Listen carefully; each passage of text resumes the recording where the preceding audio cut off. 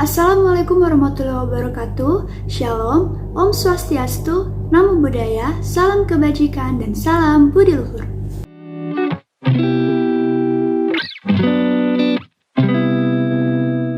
Pada kesempatan kali ini, kami akan menjelaskan salah satu fungsi perwakilan diplomatik untuk memenuhi nilai tugas mata kuliah praktik diplomasi. Diplomasi merupakan sebuah metode utama yang dapat digunakan oleh suatu negara untuk mewujudkan politik luar negerinya. Selain itu, diplomasi digunakan sebagai alat komunikasi dalam urusan hubungan internasional dalam bentuk negosiasi dan juga dialog. Tujuannya sendiri adalah untuk mengelola hubungan antara negara satu dengan negara atau aktor lainnya melalui bantuan saran, perancangan, dan realisasi politik luar negeri. Diplomasi memiliki beberapa gaya dan fungsi yang dipengaruhi oleh faktor tatanan politik, lingkungan ekonomi, dan kemajuan ilmu pengetahuan dan teknologi. Dan dalam hal ini, salah satu fungsi perwakilan diplomatik yang akan kami bahas adalah representasi.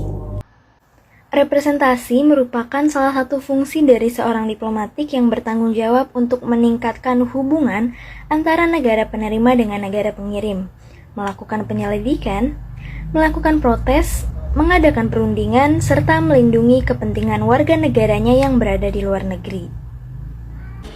Di masa timur dekat kuno, utusan diplomatiknya dipresentasikan dengan dewa-dewa atau malaikat. Hal ini memang terkesan hanya mitos belaka, tetapi para utusan ini terakreditasi suci dan tidak dapat diganggu-gugat. Mereka biasanya membawa lambang seperti tongkat pesan dan diterima dengan upacara yang rumit. Dalam hal ini, wanita sering digunakan sebagai utusan karena kesucian mereka yang dianggap misterius dan penggunaan tipu muslihat seksual yang mereka yakini bahwa wanita dapat menegosiasi perdamaian dalam budaya primitif. Kemudian selain itu, dalam masa Yunani kuno, terdapat beberapa utusan yaitu The Angelos atau presbys, utusan sekaligus ketua yang dikirim dari waktu pendek dan misi khusus. Kemudian yang kedua ada The Clerics, yaitu tentara yang memiliki hak khusus sebagai diplomat yang dilindungi oleh dewa-dewa dan memiliki hak imunitas. Kemudian yang ketiga ada The Prosenos yang serupa dengan konsul kehormatan masa kini.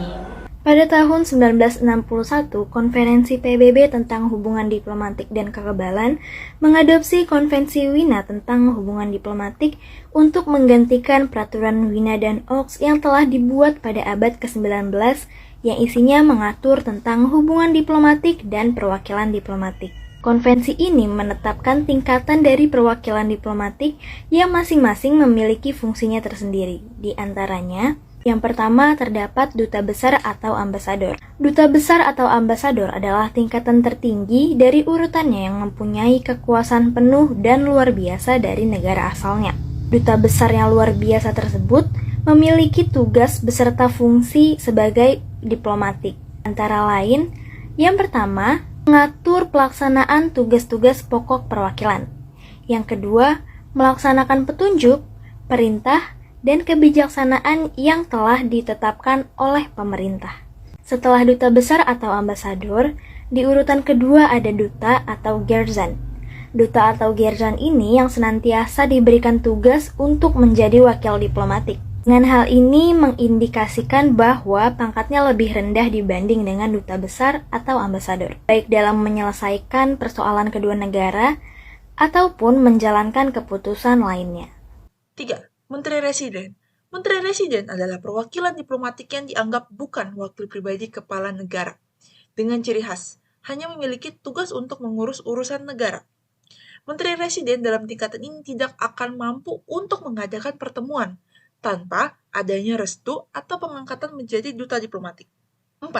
Kuasa usaha atau charge d'affaires.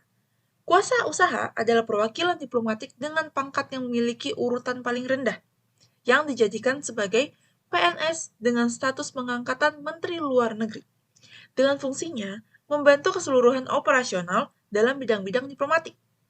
5. Attaché. Attaché dalam bagian urutan tingkat perwakilan diplomatik adalah pejabat pembantu dan duta besar yang tugasnya memberikan bantuan serta menjadi kanseler masyarakat di luar negeri.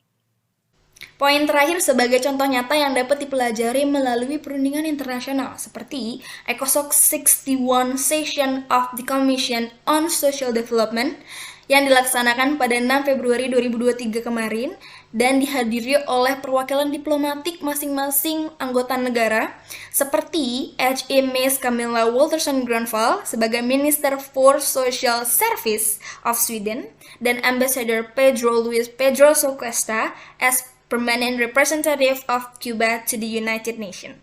Contoh kasus lainnya adalah saat diplomat Indonesia menghadapi representasi dari Vanuatu di forum Majelis Umum PBB. Perdana Menteri Vanuatu dalam pidatonya mendesak PBB untuk melakukan penyelidikan terhadap masyarakat Papua atas pelanggaran HAM yang terjadi di Papua. Langkah yang diambil oleh diplomat Indonesia terhadap tuntutan tersebut adalah menguasai forum dengan pidato diplomatnya, menunjukkan bahwa Indonesia menyadari Indonesia berada dalam own capability superior. Strategi yang digunakan ini mampu menjadi pemimpin opini. Dalam forum tersebut, Indonesia menempatkan posisi strategi kebijakan take leadership. Indonesia mengambil posisi pemimpin. Para diplomat Indonesia tidak hanya menyampaikan pesan, namun juga profesionalitas. Mereka telah menunjukkan bahwa mereka adalah orang-orang terpilih untuk merepresentasikan citra Indonesia. Sekian dari kelompok kami, kelompok representasi. Wassalamualaikum warahmatullahi wabarakatuh. Shalom, Om Swastiatsu, Namo Buddhaya, salam kebajikan dan salam budi luhur.